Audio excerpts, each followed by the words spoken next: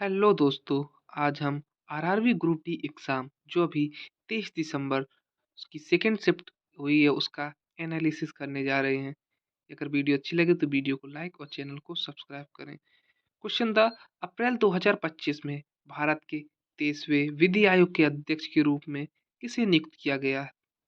Option थे ए न्यायमूर्ति Rituraj Awasthi, B न्यायमूर्ति दिनेश माहेश्वरी, सी न्यायमूर्ति डी वाई चंद्रचूड़ और डी न्यायमूर्ति ए एम खानविलकर। आपका करेक्ट आंसर था वी न्यायमूर्ति दिनेश माहेश्वरी को विधि आयोग के अध्यक्ष के रूप में नियुक्त किया गया था।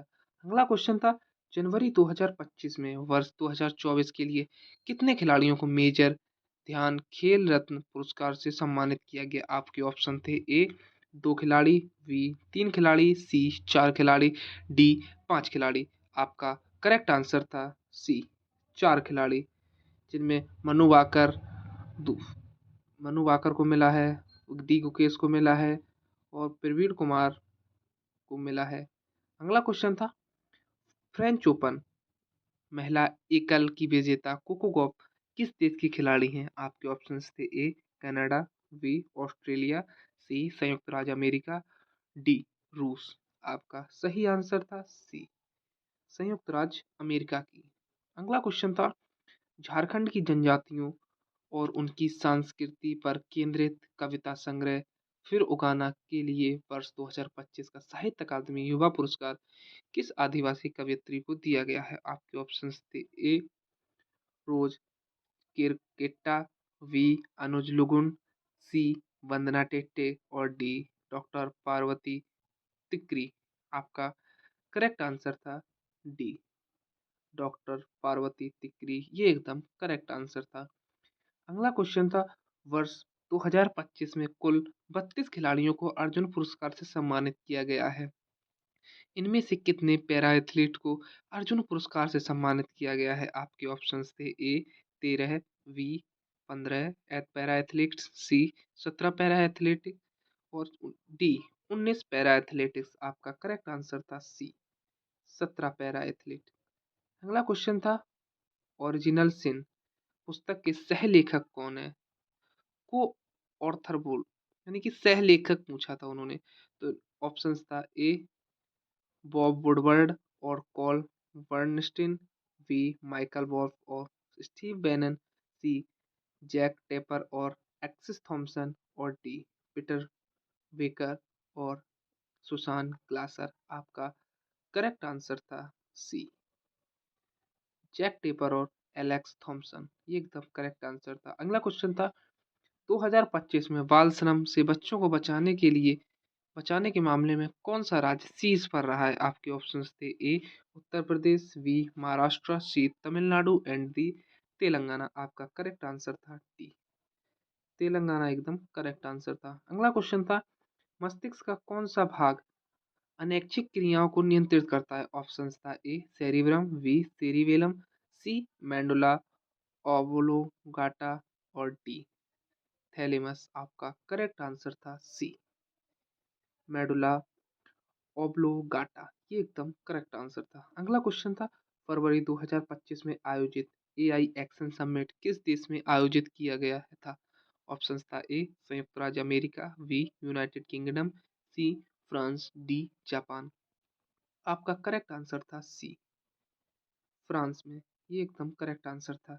अगला क्वेश्चन था, अमित शाह ने हाल ही में विदेशियों को फिर से जारी या प्रत्याशित नियंत्रित करने हेतु किस अधिनियम के माध्यम से यह कदम उठाया? आपके ऑप्शंस थे विदेशी पंजीकरण अधिनियम 1946, बी प्रवास और नागरिकता अधिनियम 2025 यानी C immigration and foreigners act 2025, D passport अधिनियम 1920। इसका करेक्ट आंसर था। अगला क्वेश्चन था, आकाश का रंग नीला दिखाई देने का मुख्य कारण क्या है? आपका ऑप्शन था ए सूर्य का नीला प्रकाश, बी प्रकाश का प्रकीर्णन, सी वायुमंडल में जलवाष्प और डी परावर्तन। आपका करेक्ट आंसर था वी प्रकाश का परावर्तन, ये एकदम करेक्ट आंसर था। अगला क्वेश्चन था, एनोडाइजिंग प्रक्रिया मुख्य रूप से किस धातु को की कोटिंग के लिए उपयोग की जाती है? आपके ऑप्शन थे ए लौह यानी कि आयरन, बी कॉपर, सी जिंक और डी एल्यूमिनियम। आपका करेक्ट आंसर था डी एल्यूमिनियम, एकदम करेक्ट आंसर था। अगला क्वेश्चन था प्रभा और सारथी पोर्टल किसके द्वारा लॉन्च की गई हैं? लॉन्च की गई डिजिटल पहल है। ऑप्शंस थे ए वित्त मंत्रालय यानी कि ministry of finance, B NITI Aayog, सी भारतीय रिजर्व बैंक यानी कि आरबीआई और डी गृह मंत्रालय। आपका सही आंसर था सी आरबीआई यानी कि भारतीय रिजर्व बैंक के द्वारा। अगला क्वेश्चन था यदि प्रारंभिक वेग यानी कि यू बराबर 180 किलोमीटर प्रति आवर और अंतिम वेग v बराबर 0 और त्वरण a बराबर माइनस एम हो तो तय की गई दूरी कितनी होगी? आपके ऑप्शंस थे ए 500 मीटर, बी 1000 मीटर, सी 1250 मीटर और डी 2500 मीटर। इसमें आपका करेक्ट आंसर था सी 1250 मीटर। इसको हम पहले ही सॉल्व कर चुके हैं। अगला क्वेश्चन था 11 मई 2025 को ब्रह्मोस एरोस्पेस एकीकरण और परीक्षण सुविधा का उद्घाटन कहाँ किया गया था? ऑप्शंस थे ए कानपुर, बी वाराणसी, सी झांसी, डी लखनऊ। आपका करेक्ट आंसर था डी लखनऊ, एकदम करेक्ट आंसर था। अगला क्वेश्चन था निम्नलिखित में से कौन सा विषमांगी मिश्रण है? ऑप्शंस थे ए वायु, बी मिट्टी, सी शर्करा यानी कि शुगर सॉल्यूशन और डी सिरका यानी कि विनेगर। आपका करेक्ट आंसर था बी यानी कि मिट्टी, एकदम करेक्ट आंसर था। अगला क्वेश्चन था निषेचन के लिए परागकण को पुष्प के किस भाग तक पहुंचना पड़ता है? ऑप्शंस थे ए पंखुड़ी, बी अंडाशय, सी वर्तिकाग्र यानी कि स्टिग्मा और डी वहातल। आपका करेक्ट आंसर था सी वर्तिकाग्र, एकदम करेक्ट आंसर था। अगला क्वेश्चन था ब्लीचिंग पाउडर जिसे CaOCl2 के रूप में दर्शाया जाता है निम्नलिखित में से किस विधि द्वारा तैयार किया जाता है? ऑप्शंस थे ए बुझा हुआ चूना को पानी में घोलकर, बी कैल्शियम ऑक्साइड को हवा में रखने से, सी बुझे हुए चूने पर क्लोरीन गैस प्रवाहित करके और डी कैल्शियम कार्बोनेट को गर्म करके। आपका सही आंसर था सी यानी कि बुझे हुए चूने को पर क्लोरीन गैस प्रवाहित करके, ये करेक्ट आंसर था। अगला क्वेश्चन था निम्नलिखित में से किस सरल स्थायी ऊतक में कोशिका भित्ति लिग्निफाइड होती है? ऑप्शंस थे ए पेरेन्काइमा, बी कोलेनकाइमा, सी स्केलेनकाइमा और डी मेरिस्टेम। आपका करेक्ट आंसर था सी स्केलेरेन स्केलेरेकाइमा। अगला क्वेश्चन था बिजली के बल्ब का फिलामेंट यानी कि टंगस्टन का क्यों बनाया जाता है? आपके ऑप्शंस थे ए क्योंकि टंगस्टन अच्छा चालक नहीं है, बी क्योंकि टंगस्टन का गलनांक बहुत कम होता है, सी क्योंकि टंगस्टन का गलनांक बहुत अधिक होता है और यह उच्च ताप पर नहीं पिघलता है, और डी क्योंकि टंगस्टन बहुत हल्की धातु होती है। इसका सही आंसर था सी क्योंकि टंगस्टन का गलनांक बहुत अधिक होता है और यह उच्च ताप पर पिघलता नहीं है। ये एकदम करेक्ट आंसर था। अगला क्वेश्चन था औसत चाल की प्रकृति का सही वर्णन कौन सा है?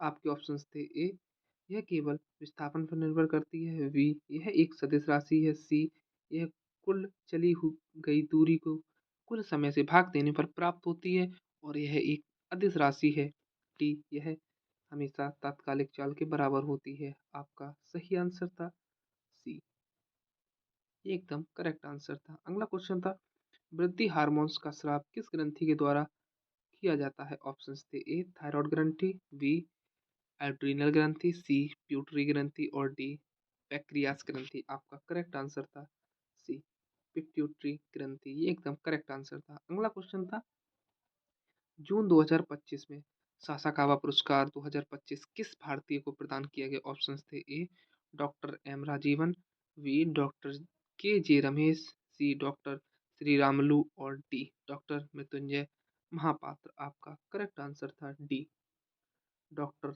मृत्युंजय महापात्र, ये एकदम करेक्ट आंसर था। अगला क्वेश्चन था भारत पोल ऑनलाइन पोर्टल का उद्घाटन किसने किया है? ऑप्शंस था ए नरेंद्र मोदी, वी अमित शाह, सी राजनाथ सिंह और डी अश्वनी वैष्णव। आपका करेक्ट आंसर था बी अमित शाह ने लॉन्च किया है, मतलब अमित शाह ने इसका पोर्टल का उद्घाटन किया है।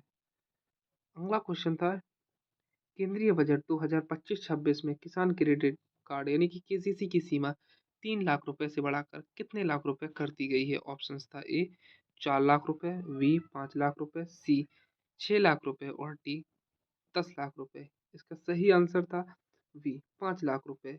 ये एकदम करेक्ट आंसर था। यह एनटीपीसी में भी पूछा गया था।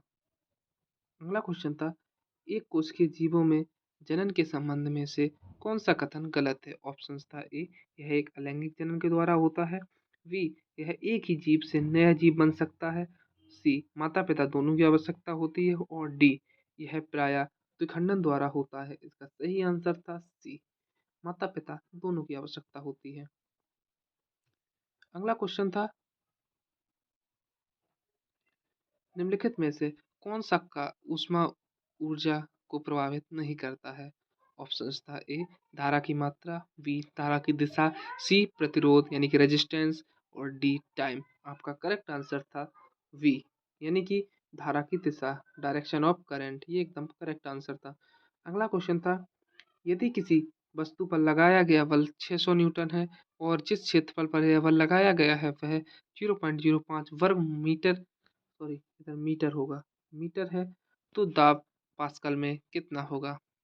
इसको मैं पहले ही सॉल्व कर लिया हूँ, इसका केवल आंसर बताएंगे क्योंकि अगर इसको सॉल्व करेंगे तो वीडियो ज़्यादा लंबी हो जाएगी।